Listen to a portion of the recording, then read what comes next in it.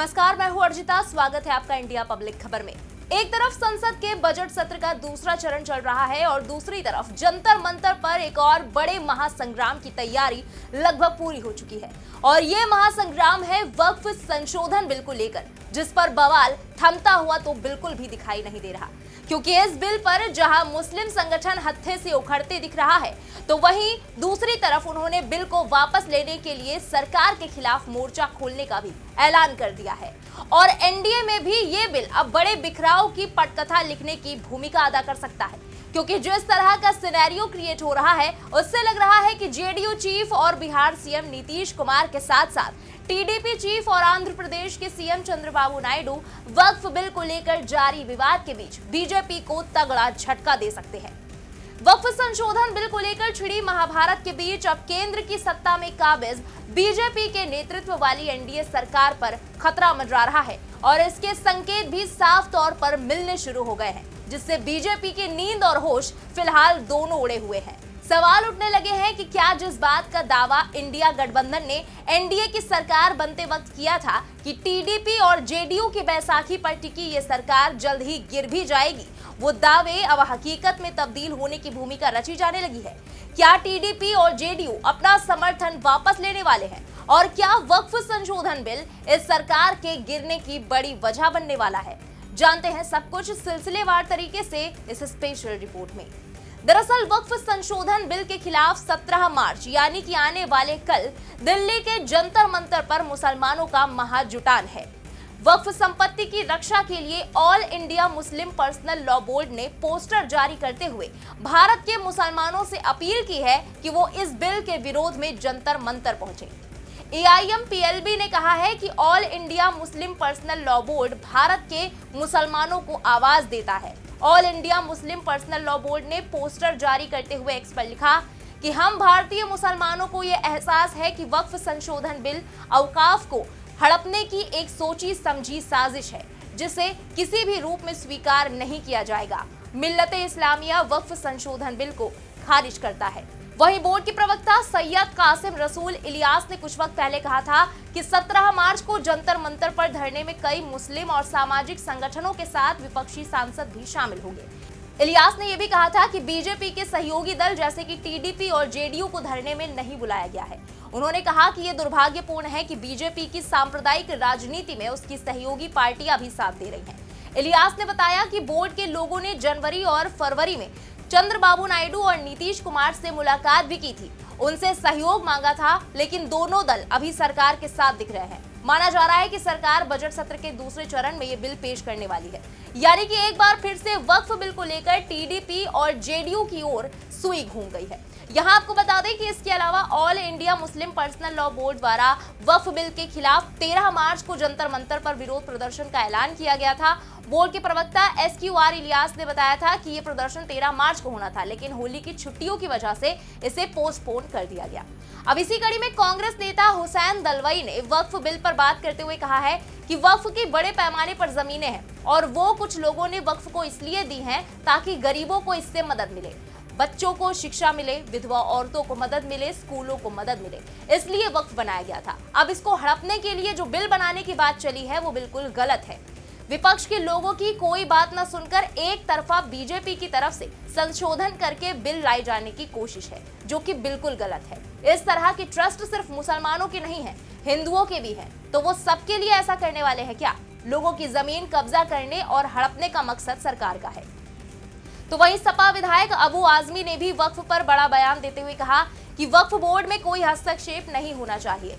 Parliament में जब bill पेश किया गया कि पहले किसी ने क्या किया क्या नहीं किया, पहले संविधान नहीं था, पहले राजतंत्र था, राजा महाराजा जो चाहते थे करते थे, अंग्रेजों ने लूटा था देश को, लेकिन जब संविधान बन गया तो उस संविधान की एक लाइन से चलना चाहिए, जिसके मंदिर है उसके मंदिर और जिसकी मस्जिद है उसकी मस्जिद रहने दीजिए, लेकिन ये झगड़ा खत्म करने के लिए 91 वाला संविधान का नियम लागू होना चाहिए। उधर पीडीपी विधायक वहीद पारा का भी इस मामले पर बयान सामने आया। उन्होंने कहा कि अगर आप वक्फ बिल को देखें तो मैं एक लाइन में कहूंगा कि यह हिंदू शासकों और मुस्लिम प्रजा की तरह है। धर्म के लोग जो इस्लाम के बारे में नहीं जानते वो वक्फ संपत्ति पर फैसला नहीं कर सकते, इसलिए मुसलमानों को अपनी संपत्ति पर अधिकार होना चाहिए और उन्हें ही अपनी संपत्ति के बारे में फैसला करना चाहिए। इसके अलावा यूपी कांग्रेस अध्यक्ष अजय राय ने कहा कि ये केवल लोगों को भ्रमित करने के लिए कैसे डाइवर्ट किया जाए, इसलिए ये चीजें लेकर आ रहे हैं। ये सरकार महंगाई पर बात नहीं करती, बेरोजगारी पर बात नहीं करती, सरकार आम मुद्दों पर कोई बात नहीं करती। ये चर्चा सिर्फ वक्फ बिल पर करती है क्योंकि लोगों का दिमाग किसी भी तरह घुमाना है। उधर बीजेपी की तरफ से भी इस पर जवाब सामने आया। राजस्थान के पूर्व राज्यपाल और बीजेपी के वरिष्ठ नेता कलराज मिश्रा ने कहा कि वक्फ बोर्ड किसी धर्म विशेष से जुड़ा नहीं है। ये एक संस्था है जो लोगों के लिए विभिन्न कल्याणकारी योजनाएं चलाती है, लेकिन इसका दुरुपयोग और इसके जरिए जिस तरह से तुष्टीकरण की नीतियों को बढ़ावा दिया गया है वो चिंताजनक है।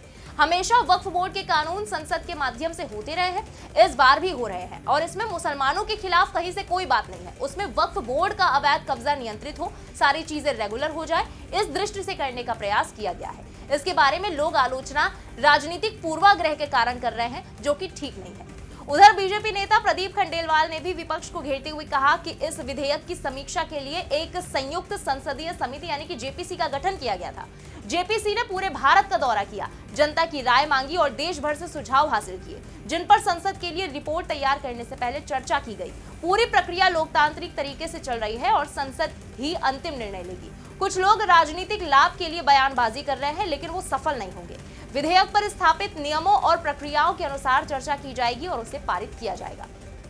यही नहीं, यूपी सरकार में एनडीए के सहयोगी दल निषाद पार्टी के मुखिया और मंत्री संजय निषाद ने भी तंज भरे लहजे में कहा कि जब अल्लाह के नाम पर वक्फ बोर्ड खाता है और अल्लाह के नाम पर खेला क्या हो रहा है। अगर अल्लाह के नाम पर गलत काम होता है तो सरकार हमारी यही कहती है कि ईश्वर के नाम है तो वही राम रहनी चाहिए, उसमें खेल नहीं होना चाहिए। न जाने कितनी वक्फ की संपत्तियों पर अवैध काम हो रहे हैं, तो क्या अल्लाह के नाम की जमीन पर अवैध कारोबार होंगे?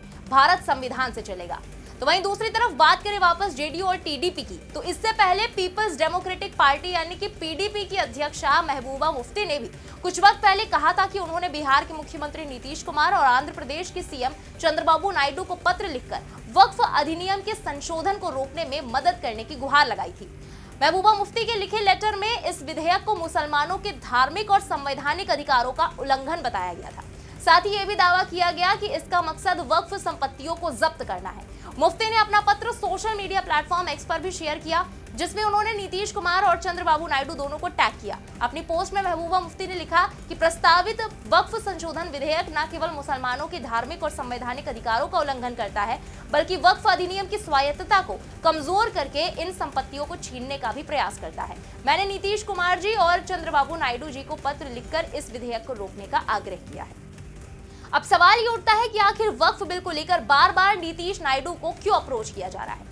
असल में नीतीश कुमार की जेडीयू और चंद्रबाबू नायडू की टीडीपी इस वक्त केंद्र सरकार के सबसे अहम अंग है। केंद्र में एनडीए सरकार के भीतर इन दिनों पार्टियों का ये बड़ा हिस्सा है, जो कि 28 सीटों के साथ बीजेपी के बाद दूसरे नंबर पर है। बीजेपी को पिछले साल लोकसभा चुनाव में बहुमत नहीं मिल सका था, इसलिए वो सरकार चलाने के लिए इन दोनों ही पार्टियों पर भी काफी हद तक डिपेंडेंट है और इन दोनों ही नेताओं की छवि सेक्युलर है, क्योंकि उनकी पार्टियों को मुस्लिम वोटर्स का भी काफी ज्यादा समर्थन मिला हुआ है। ऐसे में ये दोनों नेता अगर चाहें तो इस बिल को रोक सकते हैं और ऐसे में जेडीयू और टीडीपी की सहमति के बिना लगातार 3 बार सत्ता में रहने के बावजूद बीजेपी ये वक्फ संशोधन विधेयक पारित भी नहीं करा सकती। हालांकि अब पेच यहाँ ये है कि बिहार में इसी साल के आखिर तक विधानसभा के चुनाव होने हैं। ऐसे में इस बात की गुंजाइश काफी कम रह जाती है कि नीतीश मुसलमानों के मुद्दे को लेकर बीजेपी का सीधा विरोध करे। बीजेपी ने नीतीश कुमार को मुख्यमंत्री का उम्मीदवार घोषित कर दिया है।